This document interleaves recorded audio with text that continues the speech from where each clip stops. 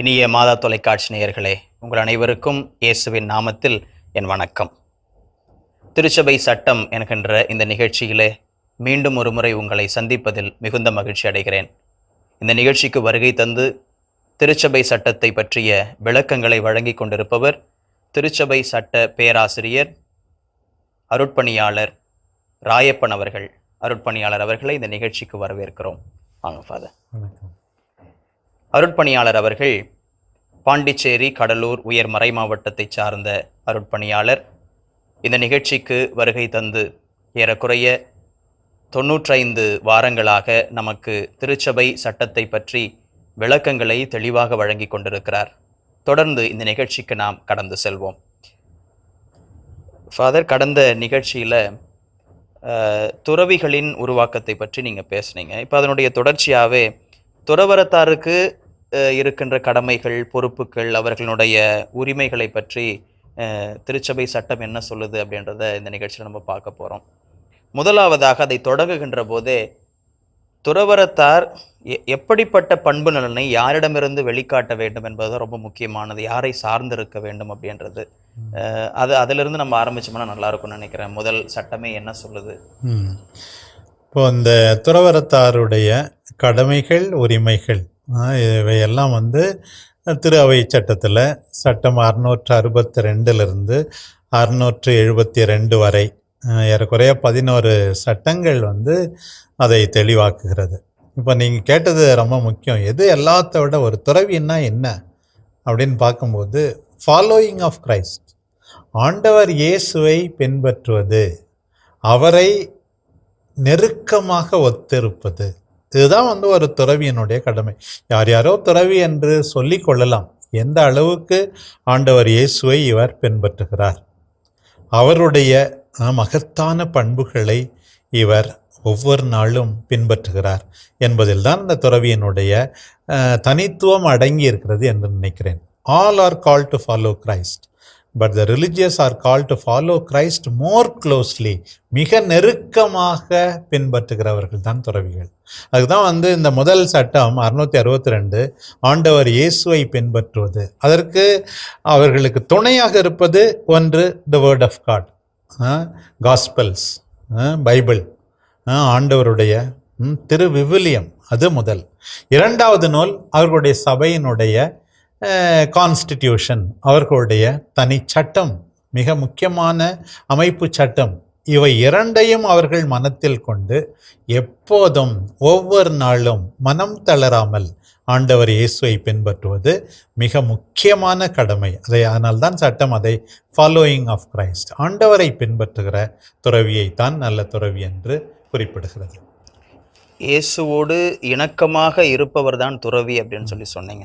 அதை தொடர்ந்து அழகாக திருச்சபை சட்டம் ஒன்றன் பின் ஒன்றாக அவர்களுடைய உரிமைகளையும் கடமைகளையும் அடுக்கிக் கொண்டே செல்வதை பார்க்க முடிகிறது. அடுத்த சட்டமே அவர்களின் ஆன்மீக வாழ்வை பற்றி பேசுகிறது. எப்படிப்பட்ட ஆன்மீக வாழ்வை வெளிப்படுத்த வேண்டும் என்று அதை பற்றி விளக்க முடியுமா ஃபாதர்? இப்போ 663 664 இவை இரண்டும் இந்த துறவிகளுடைய ஆன்மீக கடமைகளை பற்றி சொல்லுகிறது. இப்போ சில பேர்கிட்ட நம்ம கேட்கும்போது, ஏன் உங்கள் பிள்ளை சிஸ்டர் ஆகணும், ஃபாதர் ஆகணும் அப்படின்னு கேட்டால் அவங்க உடனே சொல்கிறாங்க, சாமி குடும்பத்துக்காக ஜெபிக்க ஒருத்தவங்க வேணும் இல்லையா சாமி என்று. அந்த பதில் எனக்கு ரொம்ப பிடித்திருந்தது. அதே போலத்தான் ஒரு துறவி என்னும்போது அவர் ஜெபிப்பவர். அதை முதலாக திரு அவை சட்டம் வலியுறுத்துகிறது. எல்லாவற்றோட அதிகமாக ஒரு துறவி அதிகமாக ஜெபிக்க வேண்டும். ஆண் துறவியாக இருந்தாலும் பெண் துறவியாக இருந்தாலும் சரி. சில நிலைகளில் இப்படி கூட நிகழ்ந்து விடுகிறது. குடும்பத்தார் ஜெபிப்பதை விட குறைவாக ஒரு துறவி ஜெபித்தால் அந்த துறவியே இல்லை என்று தான் நாம் சொல்ல வேண்டும். ஜெபிப்பவர், பரிந்து பேசி ஜெபிப்பவர், இறைவனை இடைவிடாமல் துதிப்பவர், வேலை நற்பணி யார் வேண்டுமானாலும் செய்யலாம். ஆனால் அதிகமாக ஜெபித்து பிறகு தங்கள் கடமையை செய்ய வேண்டும். Sitting at the Lord's feet like Mary and then be a meaningful Martha. இதற்காகத்தான் துறவிகள் அழைக்கப்படுகிறார்கள். அதோடு சேர்த்து இரண்டாவது, ஒவ்வொரு நம்பிக்கையாளருக்கும் கிறிஸ்தவருக்கும் மிக முக்கியமானது புனித மிகு திவ்ய நற்கருணை. அதை பொறுத்த மட்டில் 3 காரியங்களை நாம் பல முறை வலியுறுத்தி இருக்கிறோம். இந்த நிகழ்ச்சியினுடைய கூட திருப்பலியில் பக்தியோடு பங்கு கொள்வது, தகுந்த முறையில் அவரை உட்கொள்வது, மிக மகத்தான முறையில் அவரை ஆராதிப்பது. திருப்பலி, திவ்ய நற்கருணையை உட்கொள்ளுதல், திவ்ய நற்கருணையில் பிரசன்னமாயிருக்கிற ஆண்டவரை ஆராதிப்பது, இதை ஒவ்வொரு துறவியும் செய்ய வேண்டும். அதே போல திருப்புகழ் மாலை அவர்களுடைய சபையினுடைய தனிச்சட்டம் விதித்திருப்பதற்கேற்ப mental prayer, other exercise of piety, devotion to the mother of God, அதை பற்றி சொல்லும்போது, மாதா பக்தியை பற்றி சொல்லும்போது example and protectress of consecrated life என்று சட்டம் சொல்லுகிறது. அதனால் ஜெபமாலை ஜெபித்து குறிப்பாக புனிதமிகு அன்னை மரியாவினுடைய மாதிரிகையை பின்பற்றி நம்பிக்கை வாழ்வு வாழ, அர்ப்பண வாழ்வு வாழ துணை குறிப்பாக துறவிகளுக்கு வேண்டும். இப்படி பல்வேறு காரியங்கள். அதே போல் ஆண்டு தியானம், இவை எல்லாவற்றையும் திரு அவை சட்டம் 663 பரிந்துரைக்கிறது. பிறகு 664 ஒவ்வொரு நாளும் அவர்கள் ஆன்ம சோதனை செய்து உண்மையாகவே மனம் மாற வேண்டும், அடிக்கடி ஒப்புரவு அருட்சாதனத்தை அணுக வேண்டும், பாவ மன்னிப்பு பெற வேண்டும், அருளிலே வளர வேண்டும். ஆக எல்லா கிறிஸ்தவ விசுவாசிகளுக்கும் இருக்கிற கடமை, இன்னும் அதிகமாக இவர்களுக்கு இந்த கடமை உண்டு என்பதை திரு அவை சட்டம் வலியுறுத்துகிறது. திருச்சபை சட்டத்திலே துறவரத்தாரனுடைய வாழ்க்கையை பற்றி குறிப்பிடுகின்ற பொழுது அவர்களுடைய குழும வாழ்வு ரொம்ப ஒரு எடுத்துக்காட்டான ஒரு விஷயம். அவர்கள் தனித்தன்மை வாய்ந்த ஒரு இடத்தை வகிக்கிறது. அதை பற்றி திருச்சபை சட்டம் என்ன சொல்லுகிறது? ஆமாம், இப்போ குழும வாழ்வு முக்கியமாக சட்டம் 607 குறிப்பிடப்பட்டுள்ளது, ஒரு இன்றியமையாத பண்பு என்று. அதே போல் சட்டம் 602 அதனுடைய நோக்கம் என்ன சொல்லுகிறது? முக்கியமாக பார்த்தால் a special family in Christ, கிறிஸ்துவில் ஒரு சிறப்பான குடும்பமாக இணைக்கப்படுகிறார்கள். ஒருவருக்கு அவர்கள் உதவி செய்ய வேண்டும், அது அன்பிலே ஊன்றி இருக்க வேண்டும். இப்படியெல்லாம் அந்த sign of universal reconciliation in Christ, கிறிஸ்துவில் எல்லாரும் ஒன்றிணைக்கப்படுவதன் முன்னடையாளமாக இருக்க வேண்டும் என்று துறவிகள் ஒன்றாக சேர்ந்து வாழ அழைக்கப்பட்டிருக்கிறார்கள். அப்படி போதுமான காரணம் இல்லாமல் அவர்கள் இல்லத்தை விட்டு வெளியே போவது அனுமதிக்கப்படுவதில்லை. ஒரு குறைந்த அளவு வெளியே போக வேண்டும் என்றால் 1 நாள் 2 நாள், ஒருவேளை லோக்கல் சுப்பீரியர் இல்ல தலைவரை அனுமதிக்கலாம். அல்லது இன்னும் அதிக அளவு போக வேண்டும் என்றால் சட்டத்திற்கு ஏற்பாடுகளுக்கு ஏற்ப, குறிப்பாக லீவ் ஆஃப் ஆப்சன்ஸ் என்று சொல்வார்கள், சபையின் உயர் தலைவர் அனுமதிக்கலாம், அவருடைய ஆலோசனை குழுவின் ஒப்புதலுடன். ஆனால் படிப்புக்காக அல்லது நோயுற்றிருக்கின்ற சமயத்தில் அல்லது சபையினால் அனுப்பப்படுகின்ற பணி நிமித்தம் 1 ஆண்டுக்கு மேலாகவும் அவர்கள் குழும வாழ்விலிருந்து எக்ஸப்ஷன், அவர்களுக்கு விலக்கு கொடுக்கப்படலாம். மற்றபடி அவர்கள் குழுமத்திலே தங்கி ஒன்றாக ஜெபிக்க, ஒன்றாக உண்ண, ஒன்றாக பணிகளை ஆற்ற, குழும வாழ்வுக்கு, சகோதர கூட்டு வாழ்வுக்கு அவர்கள் அழைக்கப்பட்டிருக்கிறார்கள். சில சமயத்தில் அனுமதி இல்லாமல் அப்படி போனால் திரு அவை சட்டம் 665(10)(2) என்ன சொல்லுகிறது என்றால், அந்த தகுதி வாய்ந்த தலைவர்கள், பொறுப்புடையவர்கள் அவர்கள் பின்னே சென்று குழும வாழ்வில் நிலைத்திருக்கும்படி அவர்களை தேடி சென்று மீண்டும் அந்த வாழ்வுக்கு அவர்கள் வருமாறு பரிந்துரைக்கும்படியாக திரு அவை சட்டம் கேட்டுக்கொள்கிறது. ஃபாதர், இப்போ நவீன காலத்திலே இந்த சமூக தொடர்பு சாதனங்கள் என்று சொல்லப்படுபவை தவிர்க்க முடியாதவையாக இருக்கின்றன. அது அருட்பணியாளருக்கும் துறவரத்தாருக்கும் ஒரு விதிவிலக்கல்ல. துறவரத்தாரை குறிப்பிடுகின்ற பொழுது இந்த சமூக தொடர்பு சாதனங்களை பற்றி கொடுக்கப்பட்டிருக்கின்ற திருச்சபை சட்டம் என்ன சொல்லுகிறது? அதனுடைய தாக்கம் எப்படிப்பட்டதாக இருக்கிறது? ஏறக்குறைய ஒரு 40 ஆண்டுகள் முன்பே திருத்தந்தை 6ஆம் பவுல் சொன்னார், எவஞ்சலியம் நுன்சியாந்தில், நவீன சமூக தொடர்பு சாதனங்களை நீங்கள் பயன்படுத்தவில்லை இறைவார்த்தை அறிவிப்புக்கு என்றால் உண்மையாகவே நீங்கள் பாவம் செய்கிறீர்கள் என்று சொன்னார். அதிலிருந்து நாம் புரிந்து கொள்கிறோம் எந்த அளவுக்கு இன்றைக்கு தோன்றியிருந்தால் எவ்வளவோ நவீன சமூக தொடர்பு சாதனங்களை நிச்சயமாக பயன்படுத்தி இருப்பார். எல்லாருக்கும் அவர் அச்செய்தி அறிவிக்க வேண்டும் என்றால் தொலைக்காட்சி மூலமாக, மாதா தொலைக்காட்சி மூலமாக இயேசுவை கூட அறிவித்திருந்திருப்பார் என்பதில் சந்தேகமே கிடையாது தான். ஆனால் அதே நேரத்தில் அதான் திரு அவை சட்டம் 666 முக்கியமான எண். அது ஒரு நெசசரி டிஸ்கிரெஷன், தகுந்த சீர்தூக்கி பார்த்தலோடு இவற்றை பயன்படுத்த வேண்டும். சமூக தொடர்பு சாதனங்கள் ஒரு கத்தி மாதிரி, நாம் எதை பார்க்கிறோமோ அப்படியே உருவாகிறோம், எதை கேட்கிறோமோ அப்படியே உருவாகிறோம். கண்ட காட்சிகளை, நிகழ்ச்சிகளை பார்த்து ஆன்மாவை பாழ்படுத்தி கொள்ளக்கூடாது என்பதற்காக திரு அவை சட்டம் சொல்லுகிறது, avoid what is harmful to your occasion, avoid what is dangerous to the chastity of consecrated person. உன்னுடைய அழைப்புக்கு ஊறு விளைவிக்கக்கூடிய அல்லது உன்னுடைய கற்பு வாழ்வுக்கு களங்கம் ஏற்படுத்தக்கூடிய எல்லாவற்றையும் தவிர்த்து போதுமான உனக்கு உகந்த உன்னுடைய வாழ்வுக்கு பணிக்கு உகந்தவற்றை மட்டும் நீ கையாளும் விதத்தில் இந்த நவீன சமூக தொடர்பு சாதனங்களை பயன்படுத்த வேண்டும்.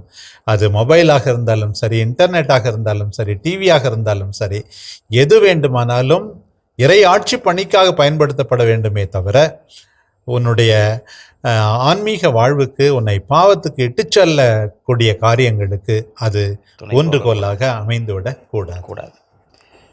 பொதுவாகவே துறவரத்தார் என்பவர்கள் அதிகம் தங்களை வெளியில நடப்பு வாழ்க்கையிலே காட்டிக்கொள்ளாதவர்களாக இருப்பதை தான் நம்மளால் புரிந்து கொள்ள முடிகிறது. திருச்சபையின் சட்டப்படி துறவரத்தார் என்பவர் எங்கே இருப்பார்கள்? எப்படிப்பட்ட வாழ்க்கை சூழல் அவர்களுக்கு கொடுக்கப்படுகிறது? அந்த துறவு நிலையினுடைய ஒரு இன்றியமையாத கூறு என்னவென்றால், ஒன்று இந்த 3 நற்செய்தி அறிவுரைகளையும் அந்த துறவர உறுதிப்பாட்டையும் பகிரங்க வார்த்தைப்பாடு மூலமாக ரிலிஜியஸ் ப்ரொஃபஷன் த்ரூ பப்ளிக் வவுஸ் அவர்கள் எடுக்கிறார்கள். அது ஒரு தனி பண்பு. இரண்டாவது, அவர்களுடைய சகோதர கூட்டுவாழ்வு, சகோதரிகளின் கூட்டுவாழ்வு, சகோதரர்களின் கூட்டுவாழ்வு, ஃப்ரெட்டர்னல் லைஃப் இன் காமன், இரண்டாவது பண்பு. அதுதான் சட்டம் 607 சொல்லுகிறது. மூன்றாவது, செப்பரேஷன் ஃப்ரம் த வேர்ல்டு, அதாவது உலகிலிருந்து சற்று அந்நியமாக இருப்பது. ஆண்டவர் இயேசு சொன்னது போல, you are in the world but not of the world என்று சொல்லுகிறார். நீங்கள் உலகில் இருக்கிறீர்கள், ஆனால் உலகை சார்ந்தவர்கள் அல்ல.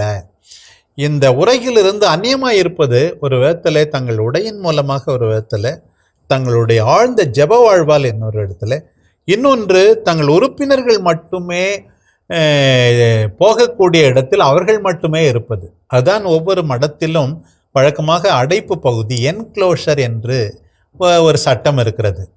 So do not take anybody and everybody to any part of the convent, private parts of the convent என்று. அதனால தான் இந்த அடைப்பு பகுதி என்று, முக்கியமாக பெண் துறவர மடங்களில் இந்த அடைப்பு பகுதி இருக்க வேண்டும், அங்கே உறுப்பினர்கள் மட்டும்தான் செல்ல வேண்டும் என்கின்ற நிலை இருக்கிறது. அதற்கும் ஒரு அர்த்தம் உண்டு. இதே ஆழ்நிலை தியான மடங்களில் இன்னும் சிறப்பாக உங்களுக்கு தெரியும், கர்மேல் மடம் போன்ற இடத்துல ஜன்னல் வழியாகத்தான் பேச வேண்டும் என்றெல்லாம் இருக்கிறது. அப்படி இல்லை என்றாலும் கூட மற்ற துறவர மடங்களில் கூட ஒரு குறிப்பிட்ட பகுதிக்கு மேல் வெளியிலிருந்து வருபவர்கள் வரக்கூடாது என்கின்ற நிலையையும் திருச்சபை சட்டம் வலியுறுத்துகிறது. தகுதி வாய்ந்த அதிகாரிகளின் அனுமதியோடு தகுந்த காரணங்களுக்காகத்தான் உள்ளே சிலர் அனுமதிக்கப்படலாம். தொடர்ந்து திருச்சபை சட்டம் துறவரத்தாருக்காக கொடுக்கப்பட்டிருக்கின்ற பகுதியில் அவர்களுடைய ஏழ்மை, நீங்கள் 3 நற்செய்தி கோட்பாடுகளினுடைய இதில் சொன்னீங்க, ஏழ்மை, கற்பு, கீழ்ப்படிதல். ஏழ்மை வாழ்வு எப்படி அவர்கள் வெளிக்காட்ட வேண்டும்? இந்த ஏழ்மை வாழ்வினுடைய முக்கியத்துவம், அவசியம், in principle is stated in canon 600 actually, அதாவது சட்டம் 600 அதை பற்றி சொல்லுகிறது. அதனுடைய விளைவுகளாக நாம் முக்கியமாக இந்த சட்டம் 668 நாம் பார்க்கிறோம். ஒரு துறவி அந்த சபையின் உறுப்பினர் ஆன பிறகு எந்த விதமான சொத்து நிர்வாகத்தையும் நடத்தக்கூடாது. வெளியிலிருந்து தம்முடைய சொத்துக்களை மற்றவர்களிடம் நிர்வகிக்க விட்டுவிட வேண்டும். அதுவும் நிரந்தர வார்த்தைப்பாட்டுக்கு முன்பாக அவர் அந்த சொத்துக்கள் யாருக்கு சேரும் என்பதை ஒரு உயில் எழுதி, இறுதி ஆவணம் எழுதி அவர்கள் அதை முடிவு செய்ய வேண்டும். ஏனென்றால் இந்த உலகு சார்ந்த சொத்துக்கள் மீது இருக்கிற தொடர்பு, ஆசை, பற்று தங்கள் துறவு வாழ்வை எந்த விதத்திலும் பாதித்து விடக்கூடாது என்பதற்காக. அத்தோடு சேர்ந்து இன்னும் சபையில் தாம் எதெல்லாம் சம்பாதிக்கிறாரோ எல்லாமே அவர் ஊதியமாக பெறுவது, ஏன் அவருடைய ஓய்வூதியம் கூட எல்லாம் சபைக்கு சொந்தம் என்பதை அவர்கள் உணர்ந்து கொள்ள வேண்டும், அதை அறிக்கையிட வேண்டும். ஆக இது மிக மிக முக்கியமாக இருக்கிறது. பொது உடைமை தானே தவிர தனிப்பட்ட விதத்தில் அவர்கள் எதுவுமே செய்யக்கூடாது, சொந்தம் கொண்டாடும். சொந்தம் கொண்டாடக்கூடாது. இதை தொடர்ந்துதான் சட்டம் 670 இதை தொடர்ந்தான் சொல்லுகிறது. அது ஒரே ஒரு உரிமை என்று நான் சொல்லுவேன். என்னவென்றால் அவர்கள் அந்த துறவு வாழ்வை வாழ தேவையான அனைத்தையும், பணியை நிறைவேற்ற தேவையான அனைத்தையும் சபையிடமிருந்து பெற்றுக்கொள்ள அவர்களுக்கு உரிமை இருக்கிறது. ஒரு விதத்தில் பார்த்தால் சொத்துரிமை இல்லை. இன்னொரு பக்கம் இருந்தால் சபையிலிருந்து தங்கள் தேவைக்கு வேண்டியதை பெற உரிமை இருக்கிறது. நாட் 5 ஸ்டார் ட்ரீட்மெண்ட், ஆனால் தங்கள் அழைப்பின் நோக்கத்தை நிறைவேற்ற தேவையானவற்றை அவர்கள் பெற்றுக்கொள்ள உரிமை இருக்கிறது என்பதையும் சட்டம் 670 மிக தெளிவாக சொல்லுகிறது. இப்படித்தான் பார்க்க வேண்டும். அதிகாரிகளை சார்ந்திருப்பது, அவர்களிடமிருந்து தேவையானதை பெற்றுக்கொள்வது, தகுந்த கணக்கு கொடுப்பது, இவை எல்லாமே துறவற வாழ்வை சார்ந்தது. உண்மையாகவே ஏழையாக இருந்த, செல்வராய் இருந்தும் நமக்காக ஏழையாய் இருந்த இயேசுவை பின்பற்றி கடின உழைப்பு உழைத்து எல்லாவற்றையும் பொதுவாக வைத்திருந்த ஆதி திருச்சபையை பின்பற்றி ஒரு விதத்திலே துறவு வாழ்வு இப்படித்தான் வாழப்பட வேண்டும். ஒரு சிலர் தவறு செய்யலாம், அவர்களுக்கெல்லாம் ஆண்டவருடைய நோக்கம், சபையினுடைய தனிவரம் மனத்தில் இருக்க வேண்டும். அதற்கேற்ப அவர்கள் வாழ வேண்டும். ஒவ்வொரு துறவற சபைக்கும் என்று தனி உடைகள், அவர்களை அடையாளப்படுத்துகின்ற தனி உடைகள், அணிந்து கொள்ள வேண்டிய முறை, அதை பற்றி திருச்சபை சட்டம் சொல்லுவது என்ன ஃபாதர்? எப்படி மறைமாவட்ட குருக்களுக்கே என்றால் துறவற சபைகளுக்கென்று ஒரு சிறப்பான உடை இருக்க வேண்டும். ஒவ்வொரு சபைக்கும் ஒரு சிறப்பான உடை இருக்கணும். இந்த உடையை பற்றி பேசும்போது சட்டம் என்ன சொல்லுகிறது? சட்டம் 669, it must be a sign of consecration and witness to poverty.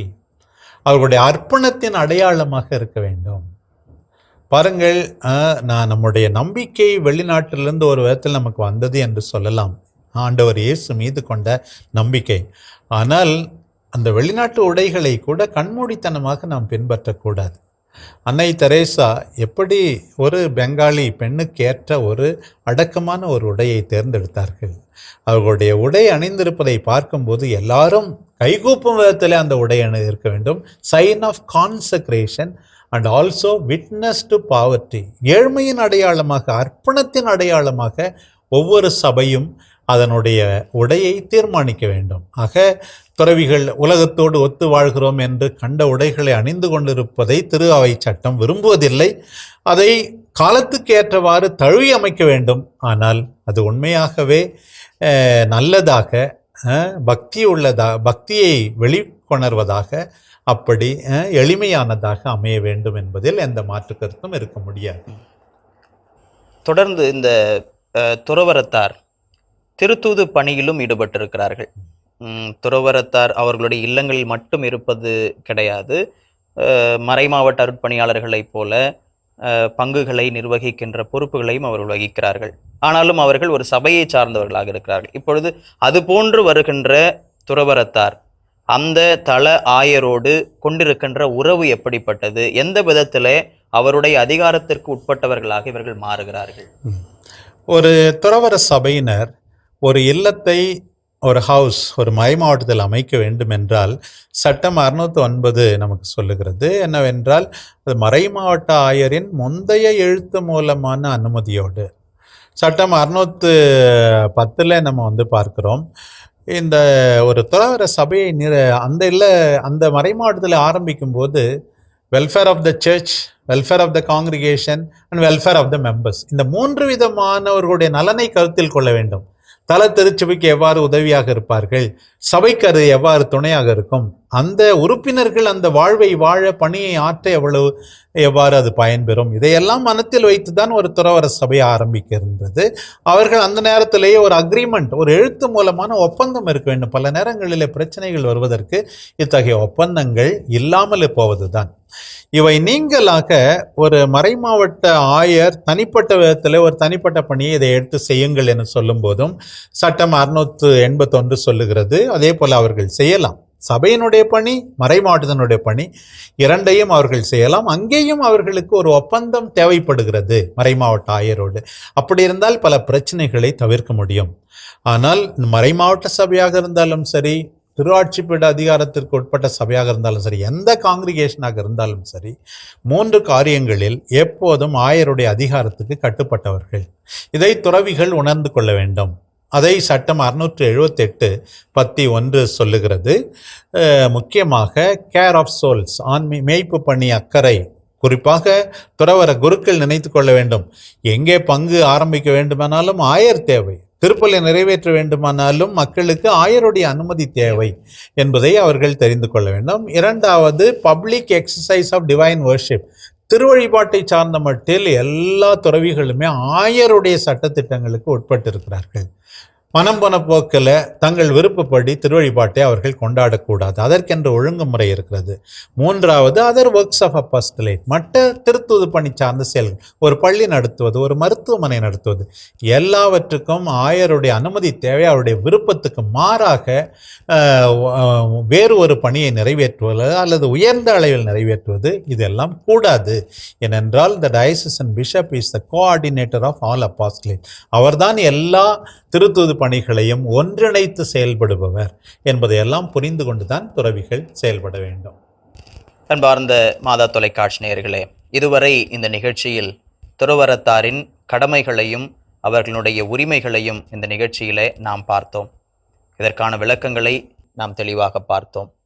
இனி அடுத்த நிகழ்ச்சியில் உங்களை இது போன்ற விளக்கங்களோடு சந்திக்கும் வரை உங்களிடமிருந்து விடைபெறுவது அருட்பணியாளர் பேட்ரிக் பால், பேராசிரியர் ராயப்பன். இயேசுவுக்கே புகழ், மரியே வாழ்க.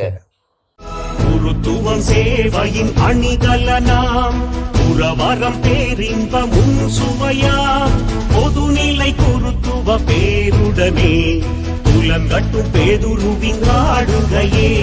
குருத்துவம் சேவையின் அணிகலனாம், புறவரம் பேரின்பமும் சுவையாம், பொதுநிலை